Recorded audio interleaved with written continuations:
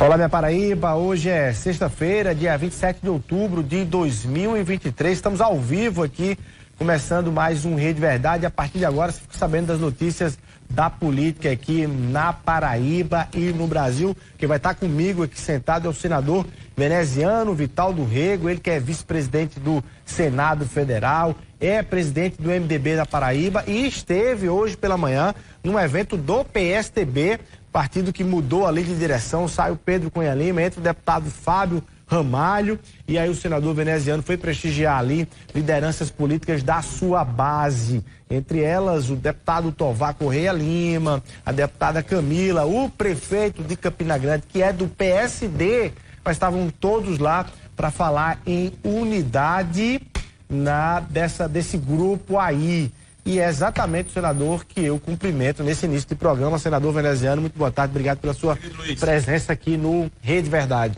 Eu é que agradeço a oportunidade, mais uma que vocês me concedem para vir, tanto quanto às pressas, o cabelo mostra isso, assanhado, mas não poderia lhe faltar, e faltar o seu público, para conversar um pouco sobre situações políticas e dizendo da minha alegria de ter podido prestigiar a convite do deputado Pedro Cunha Lima, que passou o bastão da presidência do PSDB ao nosso companheiro, também amigo, deputado Fábio Ramalho, e de lá para cá cumprir essa missão que para mim é muito cara. Não, seu cabelo tá em mudança, em transformação, mas o aperto de mão é o mesmo. Continua Se o cara não estiver firme aqui, o cara cai da cadeira aqui com o seu aperto de mão. Deixa eu lhe dizer, hoje é aniversário do presidente Luiz Inácio Lula da Silva. O presidente Lula está aí, ó, na tela para você, está completando 78 anos, né? É. Ele nasceu em 1945, 78 anos, o presidente Lula tem aí uma história,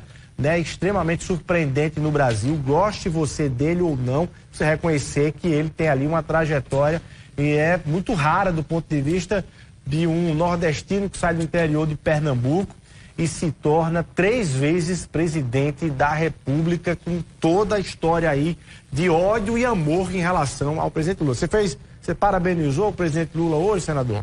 Cumprimentei-o.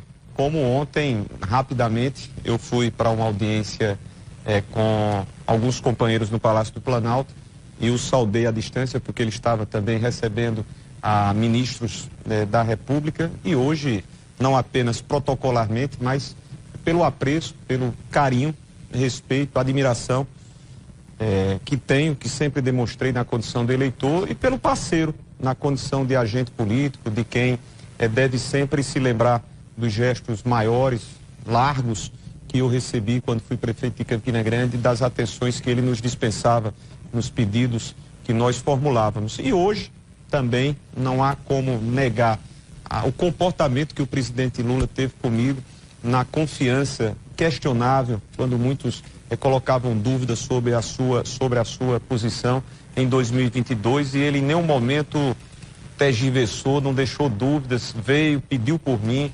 Então eu sou muito agradecido à confiança, tenho podido ajudar no Senado Federal, porque não é uma ajuda meramente, Luiz, por uma, entre aspas, exigência de relação de governo, é por ter convicções próprias e que são convicções que convergem com aquilo que está sendo posto pelo governo. Como é que você acha que ele está terminando esse primeiro ano desse terceiro mandato? Como é que você acha que ele está em 2023? Muito bem.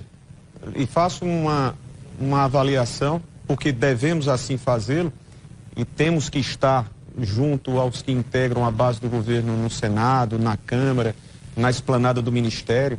É como você faz. Termina o programa, você se reúne com os seus, você analisa pesquisas, números, em que pode melhorar, em que errou, em que está dando certo. Não é diferente na política e principalmente na gestão. Luiz, imagine o tamanho da responsabilidade e quantos não foram os desafios postos de cara para o novo governo. Difícil, Luiz.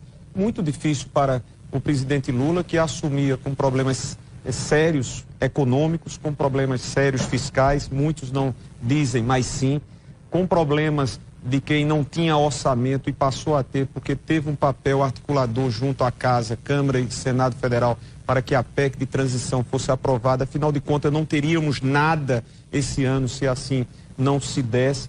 8 dias depois de tomar posse numa belíssima e extraordinária demonstração cívica do povo brasileiro lá em Brasília, acontece aquele conjunto de episódios deploráveis e lastimáveis do dia 8, os atos golpistas, antidemocráticos, e o Brasil começa, primeiro, recorde-se das declarações que foram feitas pelo então ministro anterior da Economia, Paulo Guedes, que o Brasil teria em 6 meses a mesma condição da Venezuela e em 1 ano as condições da Argentina.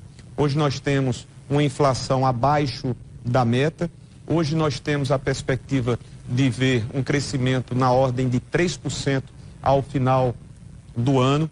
Hoje nós temos projetos sendo desenvolvidos com oportunidades que permitem a diminuição do desemprego formal, né? Então, são números, são demonstrações que os 10 meses dessa gestão têm sido efetivamente positivos. Agora, senador, no campo político há um debate, talvez até dentro de alguns aliados, sobre questionando se o presidente acerta ou acerta mais ou erra mais, avançando, abrindo as portas para o Centrão. Há quem goste da tese, mas ache que há ali um certo exagero, na porta está muito larga nesse sentido. Qual a sua leitura? Eu tento com muito cuidado pôr à mesa as minhas posições, o meu convencimento. Presidente, 78 anos de vida, para quem foi eleito 3 vezes de forma democrática, Luiz, em outras palavras, sabe com quem lida, sabe com quem convive, conhece a todos que o circundam e também aqueles que estão chegando, né, no ambiente da política. Ele é experimentado, ele sabe o que está fazendo, ele sabe quem é genuinamente correligionário, ele sabe quem é que divide com ele as mesmas convicções de projetos e sabe daquilo que o sistema presidencialista impõe. Então, o presidente Lula teve a aventura, eu acho que o Brasil teve a aventura de poder vê-lo de volta à presidência. A mesma aventura não teve de ver na Câmara dos Deputados, principalmente, uma maioria que lhe desse a tranquilidade de poder administrar sem ter tanta flexibilidade. Isso é fato. Você está dizendo que, do ponto de vista estratégico, o presidente se move em função dessa imposição que o sistema acaba impondo. Mas não faz isso com ingenuidade nem com ilusão. Não. Sabe? Até porque alguns companheiros, novos companheiros, aí cabe muito a população saber identificar, não serei eu a dizer. A gente tem que ter um crivo, né? A gente tem que ter uma análise crítica. Porque isso faz mal à política, sabe, Luiz? Ou seja, hoje não, há alguns anos, as 2 últimas décadas, isso se tornou tão comum que nós não mais valorizamos o que é ser coerente, o que é se manter. Você tem agentes políticos que só vivem estando agarrados e atrelados ao governo. Você já notou? Então, isso é muito ruim, porque você perde a condição de apresentar-se conquistando e convencendo por suas ideias, pelos seus posicionamentos, pelo que você pensa. Hoje você está na mais renhida posição como integrante de um determinado bloco, basta que esse bloco não se dê bem no processo eleitoral, não mais do que alguns meses já são suficientes para que você se torne o mais ávido, o mais intrépido defensor dos novos governos. Isso é muito ruim. Senador, essa sua classificação veste a roupa de alguma liderança política aqui na Paraíba? Não, eu não vou personificar, eu estou fazendo uma análise geral. Respondendo a você, o presidente Lula precisou fazer concessões? Precisou, o sistema impõe. Se eu concordo ou não, não adianta. Ou seja, é natural que quem abra, não mais abrimos páginas de jornais, mas quem pegue um telefone e observe, você destravar uma pauta na dependência de que um anúncio de indicação, seja este ou seja aquele, não estou agora... Se eu falar os nomes, o senhor confirma? Não vamos, porque depois vão deturpar ou podem interpretar como se eu estivesse... Eu estou falando de uma maneira geral. Eu não gosto dessa política. Eu acho que você fazer de uma maneira onde você se envolva, onde você seja conquistado, onde você convença, é muito melhor do que você tratar. Por quê? Porque é uma relação artificializada. Agora, está claro, assim, e acho que também de seus aliados adversários reconhecem a sua ascensão junto ao projeto do governo Lula, ao próprio governo Lula, seu trânsito em Brasília, no Palácio do Planalto, e ao mesmo tempo isso tem ali um bônus, mas também tem o ônus do ponto de vista da cobrança, da expectativa em relação a isso. Muito recentemente a Paraíba se viu ali discutindo narrativas de, olha, o governo cortou verbas para a bancada da Paraíba, não, foi a bancada que pediu, foi o governo João Azevedo que pediu pouco, enfim, a rigor do alto da sua status hoje e da sua relação com o governo Lula. O que é que aconteceu, o que é que está acontecendo com as verbas do governo Lula para Paraíba? Luiz, primeiro dizer que o governo do presidente Lula se faz na Paraíba. Há 60 dias, e aí mais ou menos isso, um pouco mais ou um pouco menos, mas enfim, não importa, nós recebemos aqui como anfitriões as presenças do ministro Rui, da ministra Miriam Belchior e do ministro Camilo Santana da Educação. E foi apresentado um rol de ações estas que foram reivindicadas pela estrutura do governo estadual e algumas destas ações que foram reivindicadas inclusive por parlamentares. Me coloco nessa situação porque, afinal de contas, enquanto candidato ao governo apoiado pelo presidente Lula, eu sempre batia no sentido de eu sempre lembrar a necessidade de nós termos terceiro eixo para o Vale do Piancó, da transposição de São Francisco, a necessidade de termos um hospital de traumatologia lá na região sertaneja e a duplicação da BR-230. Lembremos, o presidente sempre dizia, eleito sendo, vamos receber a todos os governadores, governadoras, enfim, que apresentarão 3 prioridades para as suas gestões. E assim nós o fazíamos. O presidente atendeu, foram mais de 22, 23 bilhões, dentre aquelas que foram elencadas como as suas prioridades. Essa questão a qual você se reporta e que criou uma certa celeuma, faltou, você lá em cima, na rádio, você dizia a narrativa, né? Mas não cabe outra narrativa senão o fato. A obra do arco metropolitano mencionado desde 2018 pelo governador João Azevedo e que não foi feito durante esses 5 anos. O João Azevedo, o governador, disse que não carecia da participação do PAC, que teria reservas para fazer essa obra aqui para João Pessoa, Bahia, que beneficia sem sombra de dúvidas. Ponto 1. A do hospital de traumas lá na cidade de Patos, da mesma forma. Na bancada havia 15 eixos, cada um dos parlamentares poderia escolher um desses eixos ou dividir os seus recursos de emendas de bancada da forma como ele aprouver, e o governo do estado disse não, esses 4,5 milhões nós vamos realocar para outro objeto. Então, houve o atendimento àquilo que foi apresentado ao Ministério de Planejamento. Não houve uma definição, uma deliberada indisposição de dizer eu vou tirar dali para colocar acolá. Não, houve uma orientação. Tá. Bom, a gente falou que hoje pela manhã você esteve presente no evento do PSDB, o PSDB que mudou aí a direção, o deputado estadual Fábio Ramalho assume a presidência do partido, a gente tem inclusive imagens aí do evento, não é isso? Hoje pela manhã, na presença ali de algumas lideranças, a gente está vendo inclusive do deputado Rui Carneiro, que é do Podemos, né? Lideranças de outros partidos, o senador Efraim Moraes também no União Brasil esteve presente, o senador veneziano do MDB.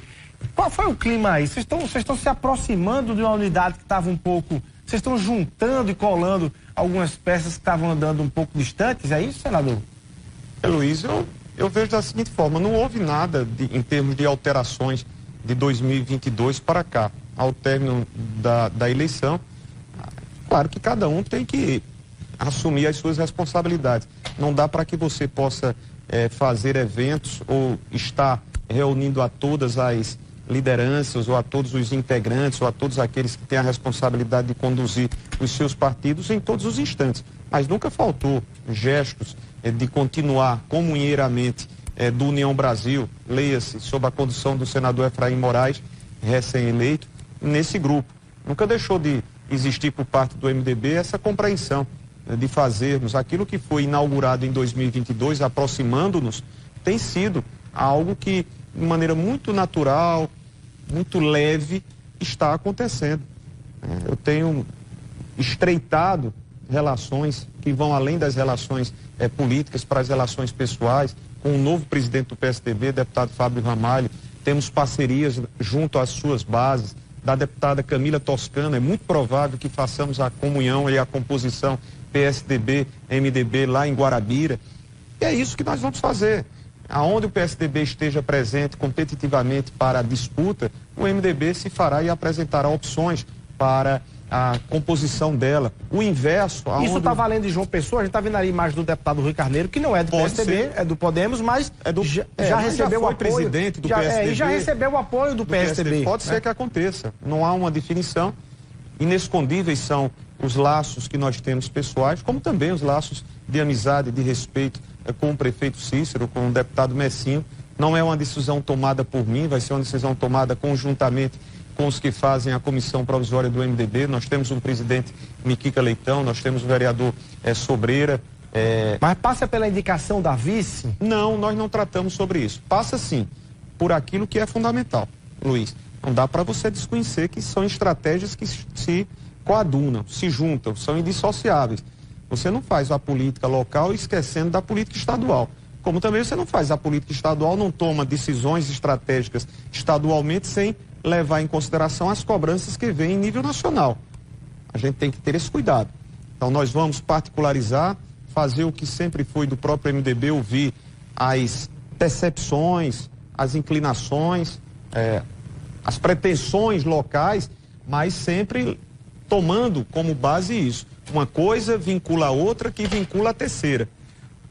Em nível federal, eu sou cobrado, como presidente da estadual, de ter resultados. Quais são os resultados? De ter bancada federal, de, quem sabe, renovar a vaga do MDB, seja através do nome de Veneziano, de Antônio, de José, enfim, mas o MDB nacionalmente tem no Senado um seu representante, e isso tem que estar, de fato, sendo levado em consideração nas decisões municipais. Bom, eu quero pegar exatamente essa frase, de assim, essa questão do MDB não deixar o Senado, tá levando em consideração as construções nos municípios. No caso específico de Campina Grande, a gente percebeu uma ausência aí que é do deputado Romero Rodrigues. Mas ele justificou. Parece-me que há um problema de saúde entre um dos seus familiares, se eu não estiver enganado. Tá. Tanto ele quanto o ex-governador Cássio Cunha Lima. Mas você tem a percepção que o senador veneziano pode ser a verdadeira grande causa desse esfriamento de Romero com Zero, nunca houve. E vamos fazer justiça, Luiz. As palavras, a não ser que ele estivesse dizendo algo que não tivesse a sentir. Todas as declarações do ex-prefeito de Campina Grande foram no sentido, perguntado, tendo sido, sobre a presença minha ajudando a Campina Grande, ajudando a gestão, e sempre o fiz, independente de ser Bruno, próprio Romero. É obrigação minha, tanto a Campina como aos municípios outros. Falava você agora, né, dos 2,3 milhões de reais que nós destinamos para Patos. E nosso irmão e amigo Nabor Vanderlei, prefeito, tem um posicionamento divergente do nosso. Já militamos juntos, mas hoje estamos em pontos antagônicos. Então, Romero em nenhum momento disse que o fato de eu estar colaborando com Campina, ou o fato de estarmos mais próximos a partir de 2022, ensejaria, da parte dele, indisposição em continuar colaborando com a gestão e colaborando com a sucessão dele próprio, Bruno Cunha Lima. Não há de se colocar isso, e eu disse a Bruno nas várias vezes, como disse a Cássio, como disse a Pedro, como disse aos meus companheiros, eu não estou aqui para criar dificuldades a quem quer que seja, eu estou aqui para ajudar a minha cidade, ajudando como temos feito, sabe, Luiz? Não falei sobre cargos, nem falo, não falei sobre propósitos de composição majoritária, de 24, de 26, não falei nada. Eu me pus porque é assim que eu me porto. Já disse aqui a você há cerca de 40 dias, 60 dias, muito claramente. Eu não desperdiço os instrumentos que eu disponho, que nós dispomos no Senado Federal, que são importantíssimos. Luiz, é muito gratificante, saiba disso, meu amigo. Semana passada eu vinha de Brasília até na madrugada para estar recebendo a Carreta do Amor, que é aquela estrutura móvel do Hospital de Barretos que se instala em Campina Grande de maneira móvel mas que será construído. Isso é muito gratificante, como a duplicação da BR-230 e como outras ações. Senador, eu vou precisar pedir um intervalo aqui, já vou deixar uma pergunta para o próximo bloco. O ex-deputado Pedro Cunha Lima, dentro de uma tentativa de pacificação, defende o nome de Romero Rodrigues para candidato ao governo do estado de 2026. Você gosta dessa ideia? Segura um pouquinho para responder sobre isso. Um minutinho só e a gente volta aqui no Rede Verdade.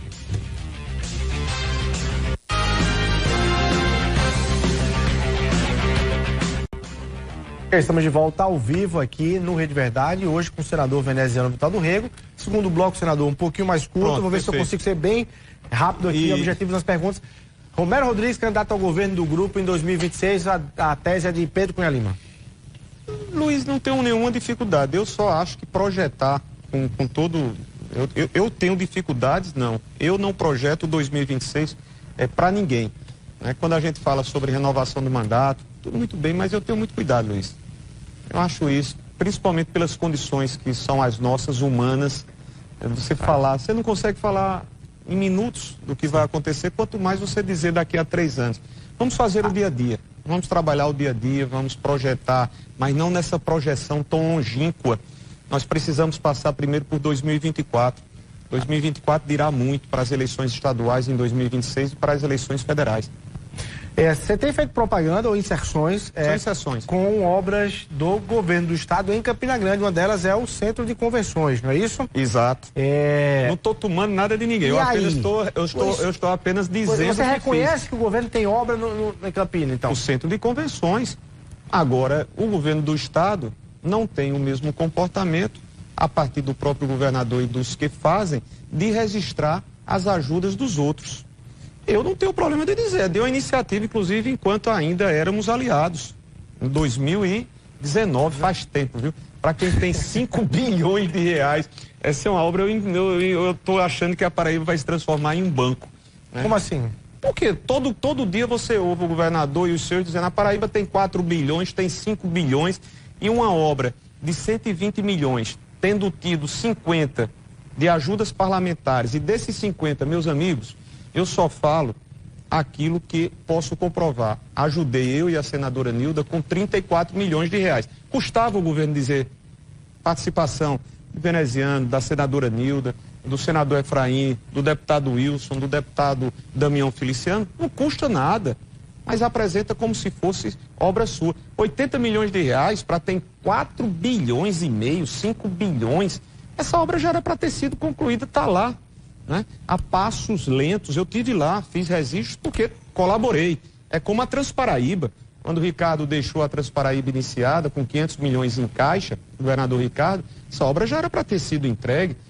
Eu espero. O Arco Metropolitano foi quando estávamos em campanha, eu e João, em 2018, e João já apresentava uma obra de muita importância. Passamos 4 anos, não foi feito, estamos no 5º ano sendo fechado.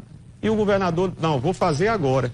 Poxa, tem tanto dinheiro aí, vai transformar a Paraíba, o governo do estado, num banco. Olha aí, colocando combustível nessa fogueira aí. Senador, obrigado. Na verdade, o tempo aí esgotado. Obrigado pela presença. Obrigado, Luiz. Obrigado pela atenção. Um abraço, boa tarde, bom final de semana a todos. Tá aí, bom demais. Vamos lá, vamos ficando por aqui. A você o nosso abraço. Muito obrigado pelo carinho da sua audiência. Um ótimo final de semana e até segunda-feira, se Deus quiser.